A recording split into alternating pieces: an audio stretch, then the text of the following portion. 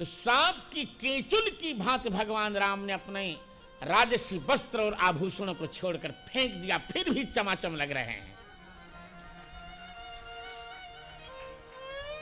आज सुना रहा हूं राम कथा, जय हो। और बताते जाना, कठिन लगे तो बता देना भाई साहब।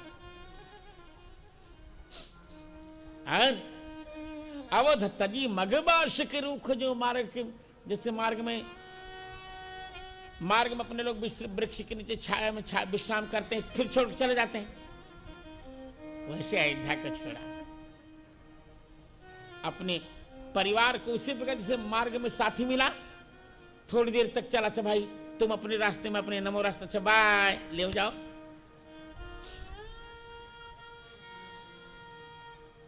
पिता के राज्य को बटाऊ माने बटोही की भांति प्रभु छोड़ रहे हैं। ये प्रभु का त्याग है। अब त्याग का परिणाम अभी आपको बताऊंगा। और यही लक्ष्मण का भाग देखिए। लक्ष्मण जी प्रभु के पास साथ जा रहे हैं, तो सुमित्रा जी से जब विदा लेने आए, राम जी ने कह दिया मांगो विदा मात संजाई, माता जी से विदा में ले आइए लक्ष्मण जी। लक्ष्मण जी ने कहा मैंने तो कहा गुरु पिता माता न जानो कहूं, मैं तो गुरु पिता माता जानता नहीं तो कैसे जाऊं, आप चुटकी ले रहे हैं क्या? कहा नहीं, मैं आपको आपकी माता के पास नहीं भेज रहा हूं। फिर कहा आपको मैं अपनी छोटी माता के पास भेज रहा हूं, आप मेरी छोटी माता के पास जाइए। लक्ष्मण जी ने कहा सरकार ये बात समझ में नहीं आई। क्या?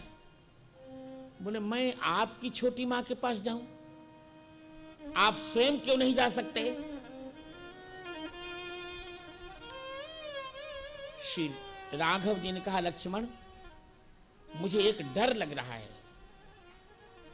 क्या डर लग रहा है? राघव जी ने कहा लक्ष्मण मेरे लिए दोनों सौतेली माताएं हैं, कैकेयी और सुमित्रा जी, और सुमित्रा जी में तेज का आधिक्य है, उन्हें क्रोध बहुत जल्दी आता है।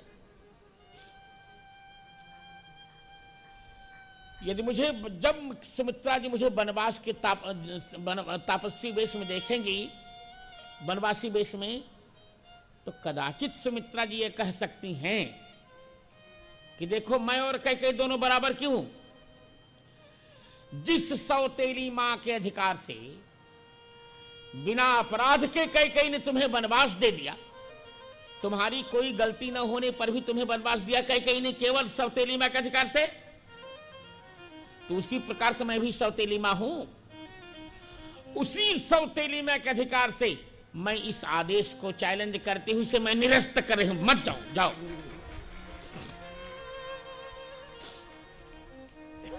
तब मुझे दोहरा धर्म संकट हो जाएगा, दोहरा धर्म संकट हो जाएगा ना। किसकी बात मानूंगा किसकी नहीं मानूंगा? एक कहेगी जाओ, दूसरी कहेगी रहो, और वनवास जाना अभी आवश्यक है। इसे जब मुझे वो नहीं देखेंगी तो उनको क्रोध नहीं आएगा। हे लक्ष्मण मेरी ओर से एक संदेशा मेरी छोटी मां को कह देना, कही दीजो, कही दीजो, कही दीजो सुमित्रा से जा करके, तेरा राघव कानन जा रहा है। अति वीर धुरन अति धीर धुरंधर वीर व्रती, प्रण प्रेम यो नेम निभा रहा है।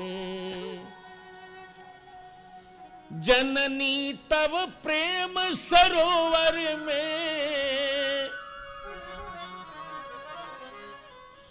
वह 12 बार कहा रहा है, पर गिरिधर ईश तुम्हारे ही सन्मुख आवन में सकुचा रहा है।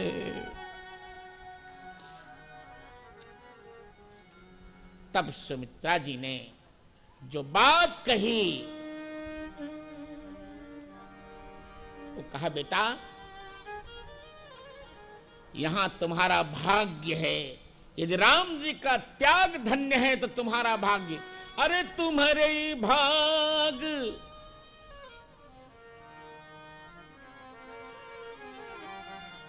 तुम्हारे भाग राम बन जाहि।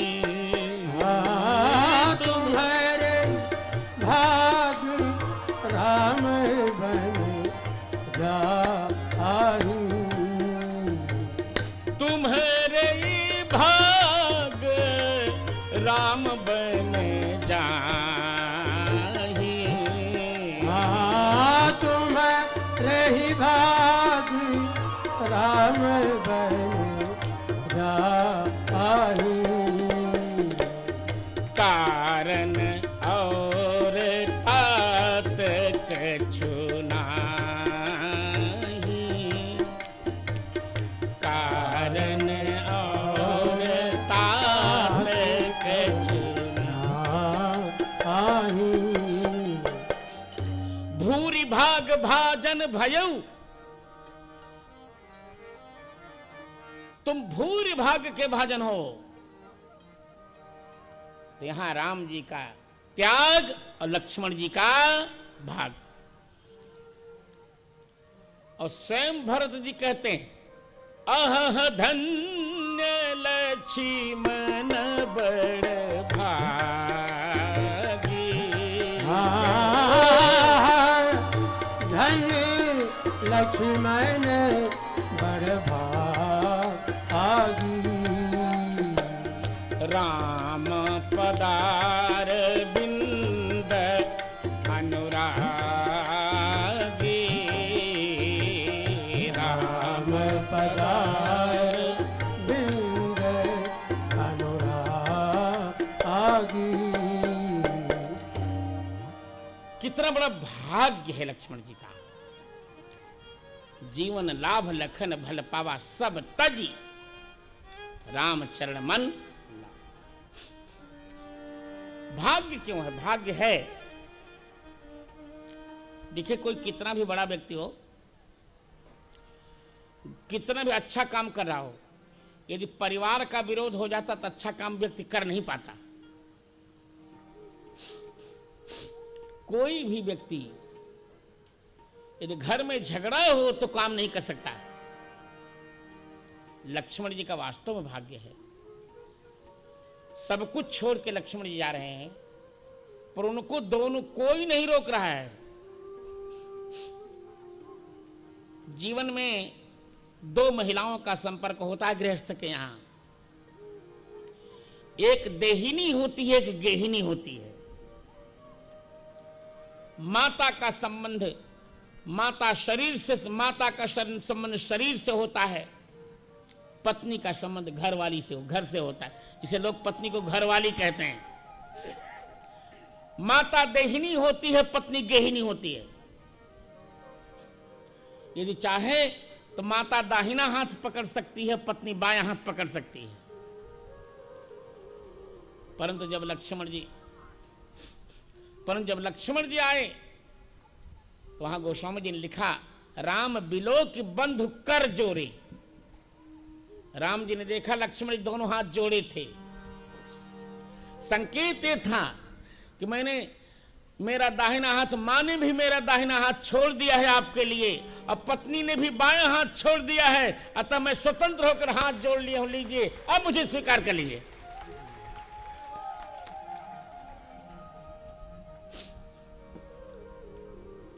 देह गेह सब संतृण तोरे, यही भाग्य है।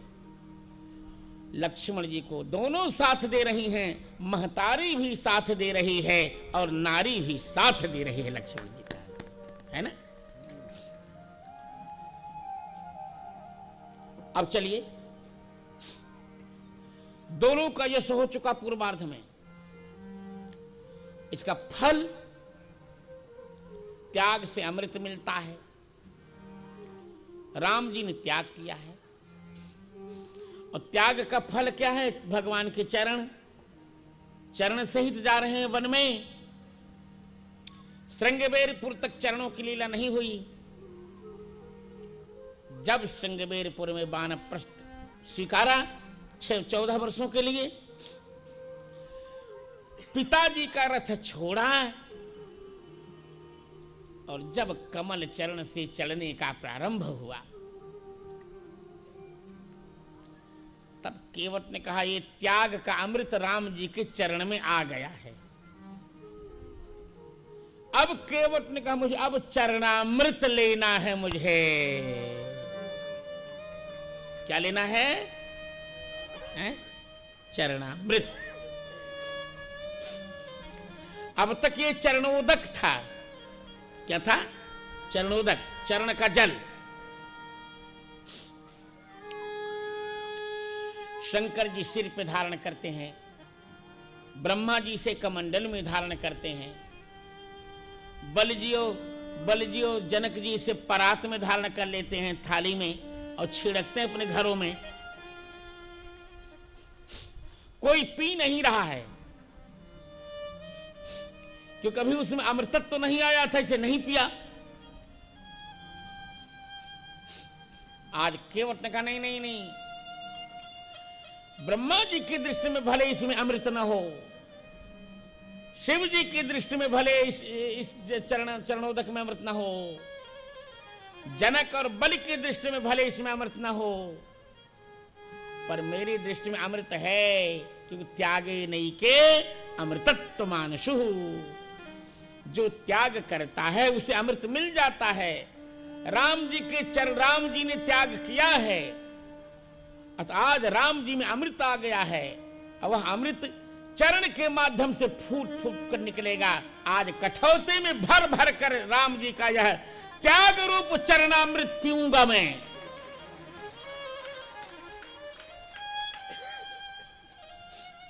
इसलिए केवट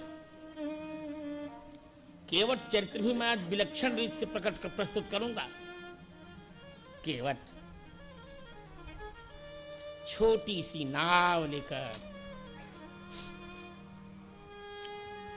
गंगा जी के किनारे नौका पर बैठा हुआ प्रभु को बुला रहा है। आवहो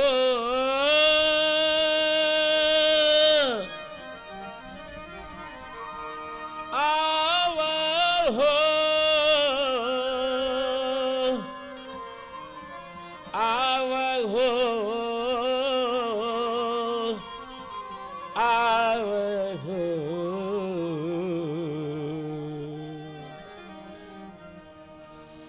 आवहो जगनाव के खेवैया,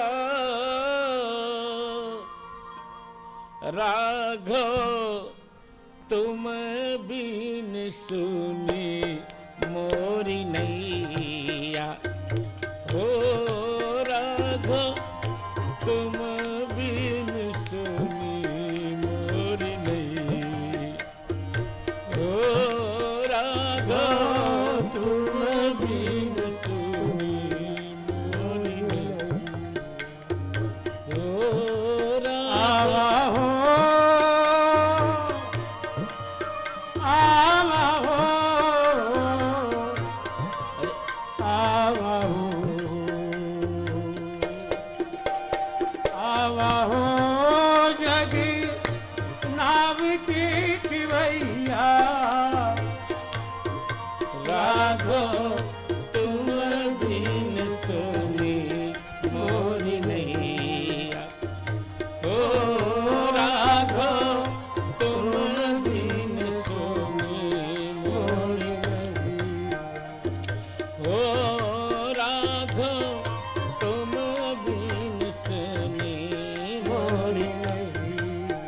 प्रभु हो गहरी गंगा नाव पुरानी, गहरी गंगा नाव पुरानी, संगन संबल सारंग पानी, संगन संबल सारंग पानी, हो अब पावन चलत पुरवैया हो, अब पवन चलत पुरवैया आहो, राघव तुम बिन सुनी मोरी नैया, ओ राघव तुम बिन सुनी मोरी नैया, हो आवहो आवहो आवहो आवहो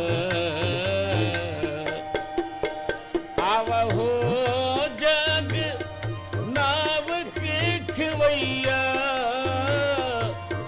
राघव तुम बिन सुनी मोरी नैया, ओ राघव तुम बिन सुनी मोरी नैया, ओ राघव तुम बिन सुनी मोरी नैया, ओ राघव तुम बिन सुनी मोरी नैया। शेष गीत हमारे भजन सरजू की सीडी में देखिए, सुनिए। केवट बुला रहा है और भगवान श्री राम भी आ रहे हैं। बरबस राम सुमंत्र पठाए और सुर सरी तीर आप तब आए। देखिए, इस कथा को आज मैं एक सिद्धांत के आधार पर प्रस्तुत करूंगा ना। केवट चरण धोने के लिए हठ क्यों कर रहा है? प्रभु सुरसरी के किनारे आ गए। बरबस राम सुमंत्र पठाए। सुमंत्र जी नहीं चाहते हैं, पर भगवान ने बरबस माने हठ पूर्वक भेजा। सुमंत्र जी के न चाहने पर भी भेजा सुमंत्र जी को। क्यों भेजा? भगवान राम जानते हैं कि इस अमृत के सुमंत्र जी अधिकारी नहीं है। अभी इस अमृत के अधिकारी सुमंत्र जी नहीं है, क्योंकि मैं, और बिल्कुल सही है, बिल्कुल सही है, यह अमृत अयोध्या को नहीं मिला, वन को मिलने जा रहा है। यदि अयोध्या को अमृत मिल जाता तो पिताजी की मृत्यु क्यों होती? मृत्यु इस अमृत के अधिकारी सुमंत्र जी नहीं। यदि नहीं मिलेगा तो पिताजी को दे देंगे, और अभी पिताजी का मरण उचित होगा। जानते हैं इस त्याग का लाभ वनवासियों को मिलना चाहिए, भवनवासियों को नहीं मिलना चाहिए। क्योंकि भवन में भोग होगा, वन में त्याग होगा। जो त्याग करेगा उसे न अमृत मिलेगा। इसलिए भगवान ने सुमंत्र को ना चाहने पर भी भेजा। तुम्हें जाना ही पड़ेगा। अच्छा, और स्वयं सुर सरी तीर आप तब आए। गंगा जी के किनारे सीता जी और लक्ष्मण जी के सहित प्रभु आ रहे हैं। और एक आपको बड़ा आश्चर्य बताऊं, केवल चरणामृत लेगा, और आप जानते हैं वो केवल राम जी का चरणामृत लेगा, सीता जी का, लक्ष्मण जी का नहीं हो। राम जी का चरणामृत लेगा, ये ना, ये तो राम जी के चरण धोएगा। और कितना सुंदर एक बहाना बनाकर, मागी नाव, अरे न केवट आना,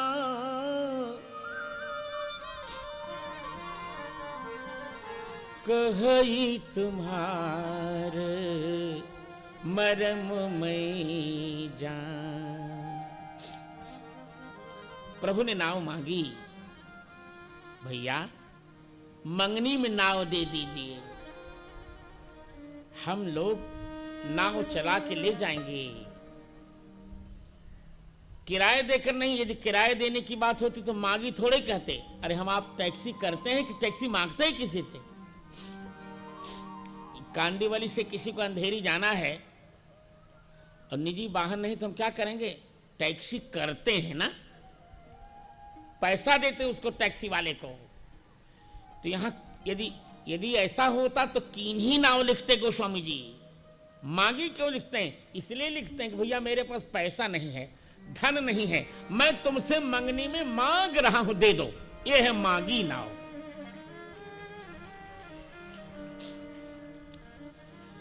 केवट ने कहा मुझे देना नहीं है। क्यों? बोले उत्तर भारत की, पूर्वी उत्तर भारत की कहावत है कि मंगनी की बरधा आजोरिया रात। उजेली रात हो और किसान किसी से बैल मांग ले तो फिर क्या? उजेली रात फिर बैल की कच्चूमन निकाल लेगा, आगे चाहे ससुरा मरे चाहे जिए, जो कुछ हो। माने किसी से मांग के लाई हुई वस्तु में कोई ममता नहीं होती। वो तो एक दिन के लिए ले, अपना काम निपटाए, चाहे मरे चाहे जो जिए, उसको कोई इंतजार नहीं पड़ता। उसी प्रकार आप मेरी नाव की दुर्गति कर डालेंगे, मैं नहीं देता। आप एक्सीडेंट भी कर सकते हैं,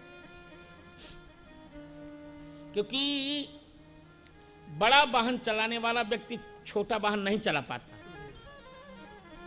जिसको ट्रक चलाने का अभ्यास होता है ना,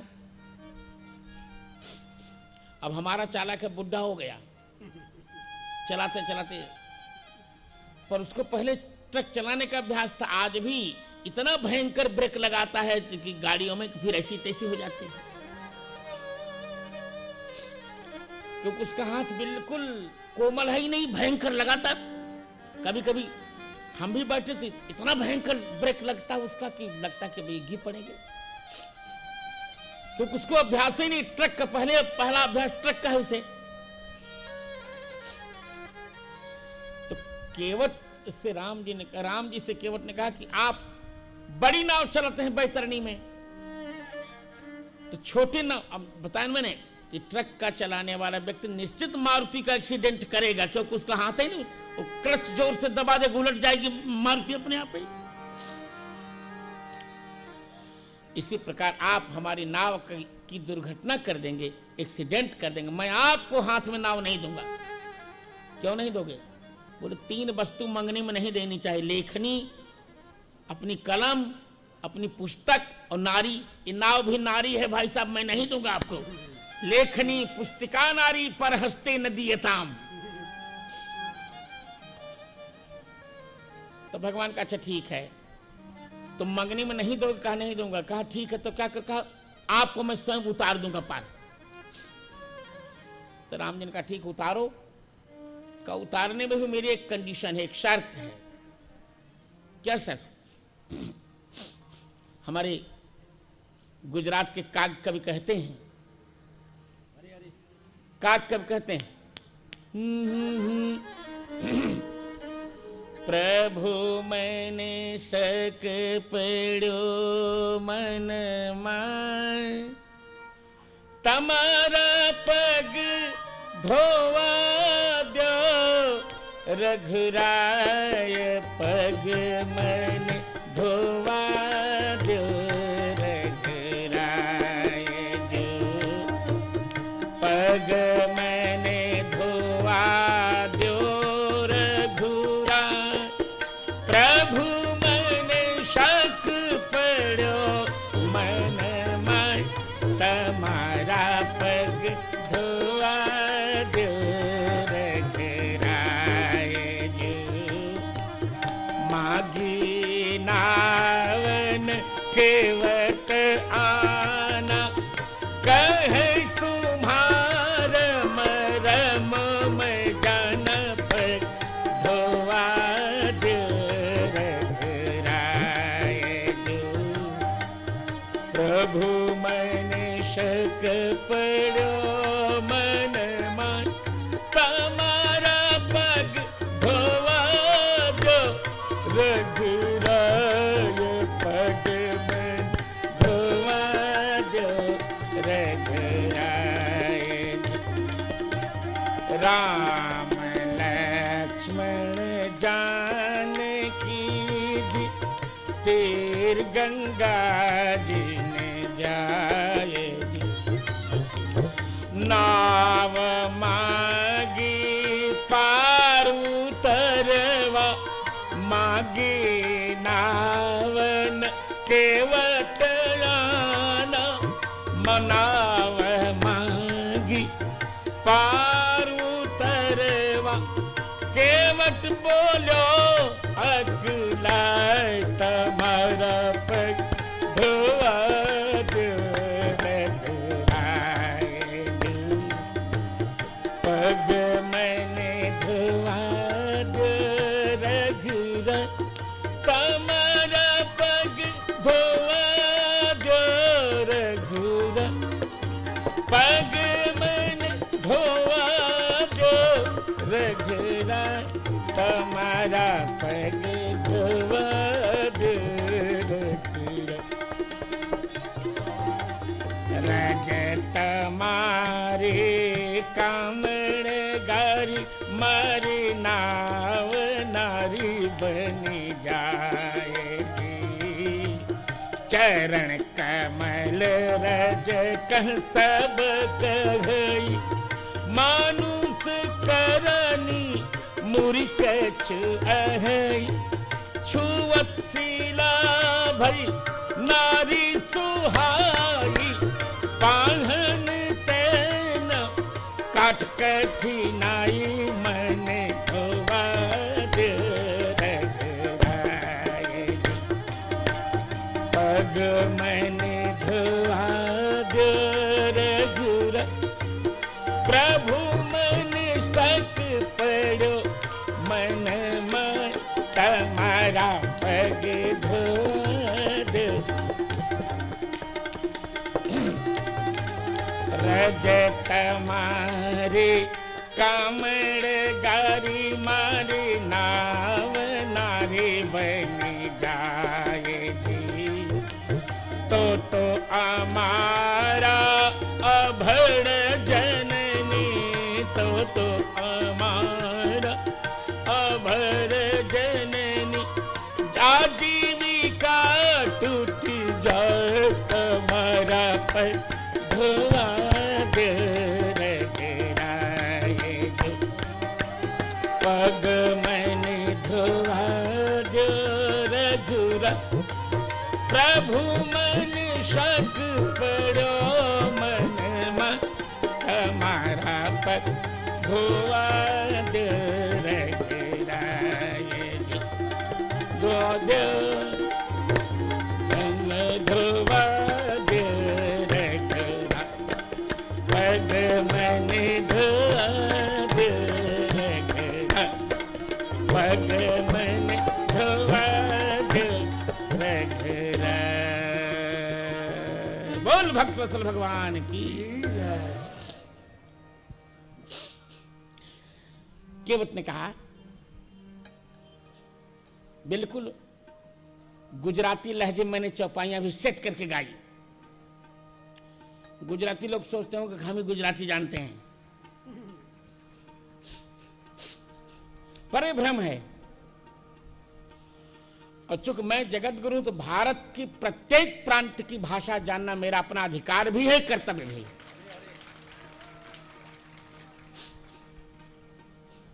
हाँ, इसलिए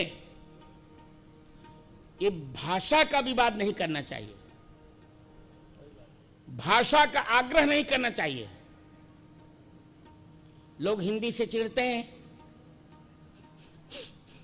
और मैंने तो बहुत देखा, भोगा भी कभी कभी। गुजराती कहता नहीं नहीं मनी हिंदी नहीं गमती। तुमने कहा जब तुमको हिंदी नहीं अच्छी लगती तो तुम फिल्मी गीत हमारे हिंदी के क्यों सुनते हो, क्यों हिंदी सिनेमा देखते हो? इसे हिंदी भाषा से किसी को चिढ़ नहीं होनी चाहिए।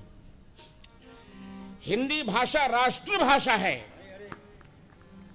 और जो हिंदी से चिढ़ेगा वो हिंदुस्तान से चिढ़ेगा, और जो हिंदुस्तान से चिढ़ेगा उसे भगवान से ही चिढ़ना पड़ेगा, और उसे भगवान का कोप भाजन बनना पड़ेगा। हिंदी, हिंदू, हिंदुस्तान, यह है भारत की पहचान।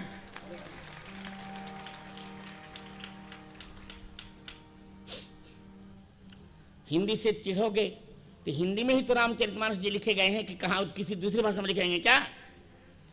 रामचरितमानस जैसा ग्रंथ यदि किसी भाषा में हो तो बताना, मैं त्रिदंड फेंक दूंगा। इसलिए ऐसा गलत आग्रह नहीं करना चाहिए। केवट ने कहा कि मैं आपका मर्म जानता हूं, आपके चरण कमल की धूलि को लोग कहते हैं कि मनुष्य बनाने वाली कोई जादू है इसमें, जड़ी बूटी अमृत की, कि आप त्याग कर चुके हैं प्रभु। आपके चरण, इन्हीं चरणों से अयोध्या छोड़कर आप सरकार आए हैं। यह अमृत हमें पीना है, अर्थात आपके त्याग रूप अमृत से हमारे जीवन को, हम अपने जीवन को हम धन्य बनाएंगे सरकार। इसलिए हम चरणोदक लेंगे, चरणामृत पिएंगे। प्रभु, ये तो बहाना है कि आपके चरण को छूकर अहल्या नारी बनी, वहां भी त्याग था। हम कहते हैं और किसी के चरण को छूकर अहल्या नारी क्यों नहीं बन गई? गौतम जी ने और के चरणों के लिए क्यों नहीं कह दिया? ये शाप का अनुग्रह था तो कह देते किसी के लिए। वो जानते थे कि राम जी के ही चरण में अहल्या के पाप को नष्ट करने का सामर्थ्य और किसी के चरण में नहीं है। भजुमन राम चरण सिखलाए, भजुमन राम चरण सुखदाई, भजुमन राम चरण सुखदाई, राम चरण सुखदाई, भजुमन राम चरण सुखदाई, भजुमन राम चरण सुखदाई, भजुमन राम चरण सुखदाई। जिन चरणन गौतम ऋषि नारी, परशि परमा पद पाए।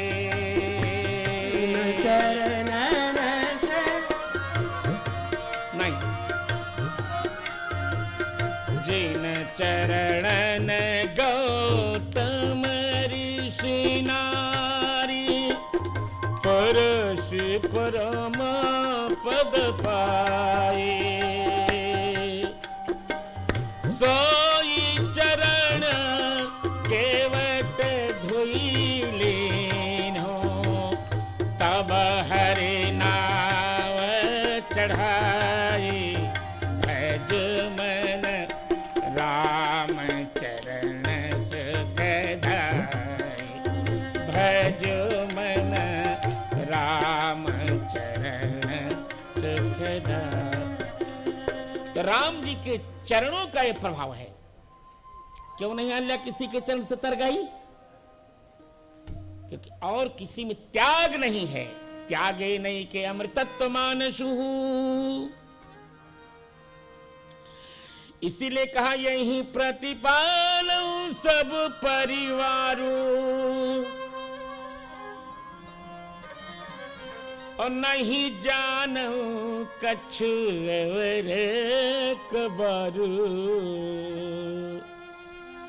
प्रभु छुअत शिला भई नारी सुहाई, और पाहन तेन काठ कठिनाई।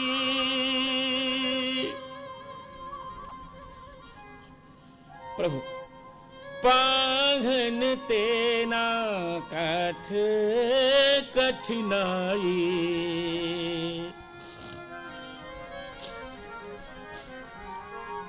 प्रमाण मिल चुका है।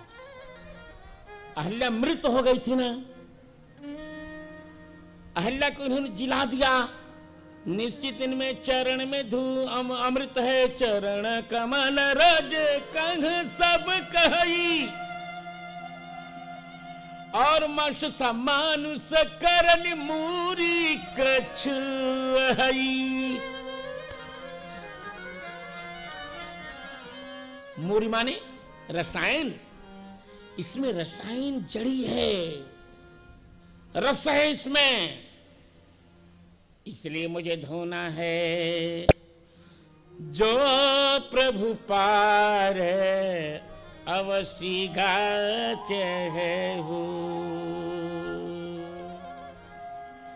यदि आप पार जाना चाहते हैं तो मोहि पद पदुम पखारन कहू।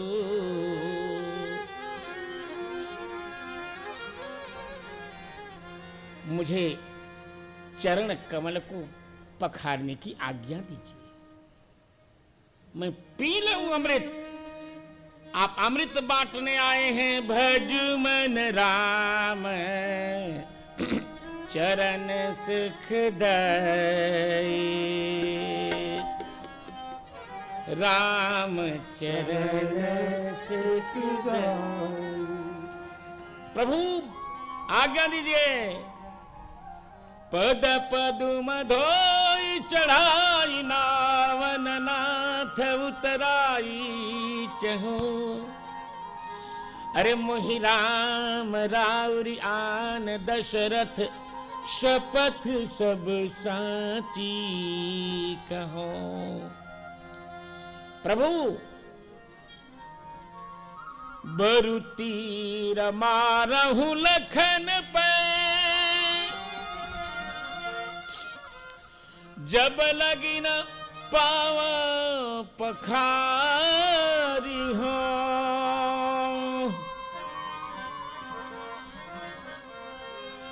जब तक आपका चरण नहीं पखार लूंगा, तब लगी न तुलसीदास नाथ, कृपालो पार उतारी हो।